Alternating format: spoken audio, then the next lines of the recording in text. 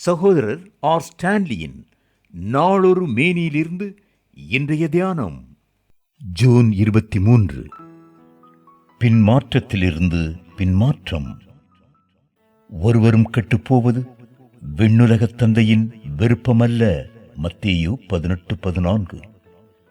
பின்மாற்றம் என்றால் கிறிஸ்துவை மறுதலித்தல் என பொதுவாக கூறப்படுகிறது. அதில் வகைகள் உண்டா? ஆன்மீக காரியங்களில் உற்சாகம் குறைவதும் பின்மாற்றமா? பின்மாற்றத்திலிருந்து மீள முடியுமா? இவைகளை குறித்து இன்று காண்போம். பின்மாற்றம் திடீரென அல்ல, படிப்படியாய் நிகழும். பின்மாற்றத்தில் இரு வகை உண்டு. ஒன்றிலிருந்து திரும்புதல் சாத்தியம், அடுத்ததிலிருந்து பொதுவாக மீளுவது அரிது. முதல் வகையில் 3 நிலைகள் உண்டு. முதலாவது, கடவுளின் மீது கொண்ட ஆதி அன்பும். வெளிப்படுத்தின விசேஷம் 2:4-5. ஆன்மீக காரியங்களில் ஆர்வமும் குறைவுபடலாம். அடுத்து வருவது தூய்மையின் இழப்பும் பாவத்தின் மேல் வெற்றியின்மையும் ஆகும். இவ்விரு நிலைகளிலிருந்தும் எழுந்து வர வாய்ப்பு உண்டு. உடன் சகோதரர்கள் இதற்கு உதவ வேண்டும். இவ்விதம் உதவுபவன் ஒரு ஆன்மாவை சாவிலிருந்து மீட்டு ஏராளம் பாவங்களை மூடுகிறான் என திருமறை பாராட்டுகிறது. யாக்கோபு 5:19-20. பின்மாற்றத்தின் அடுத்த நிலை விசுவாசத்திலிருந்து விலகி கள்ள போதகத்தில் சிக்கிக் கொள்ளுதல். இது ஒரு புற்றுநோய். 2 தீமோத்தேயு 2:17. கடவுளின் கிருபையினால் இதையும் குணமாக்கலாம். கடவுளின் பணியாளர் கடவுள் அவர்களுக்கு மனம் திரும்புதலை அருளவும். பிசாசானவனின் விருப்பத்திற்கேற்ப அவனால் பிடிக்கப்பட்ட அவர்கள் மறுபடியும் மயக்கம் தெளிந்து அவன் கண்ணிக்கு நீங்கவும் அவர்களுக்கு உபதேசிக்க வேண்டும். 2 தீமோத்தேயு 2:24-26 வரை.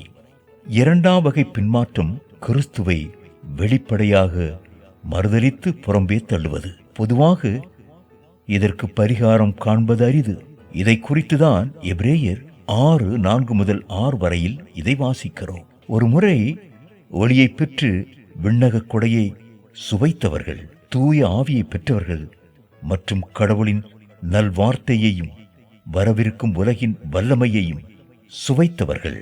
நெறி பிறழ்ந்து விடின் இவர்களை மனமாற்றி மீண்டும் புத்துணர்வு பெறச் செய்வது அரிது.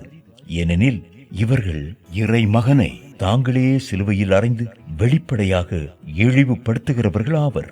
ஒருவேளை சாப்பாட்டிற்காக தன் தலைப்பேற்று உரிமையை விற்ற ஏசாவைப் போல இவர்கள் சீர்கட்டவர்கள் என்று எப்படிப்பட்டவர்களை திருமறை குறிப்பிடுகிறது. எபிரேயர் 12:16-17 தலைப்பேற்று உரிமையை விற்று போடுவது கடவுளின் பார்வையில் அந்த வாரிசில் வரவிருந்த மேசியாவாகிய இயேசுவையே புறக்கணிப்பதற்கு சமம். இதுவே சாவுக்குரிய பாவம். 1 யோவான் 5:16-17.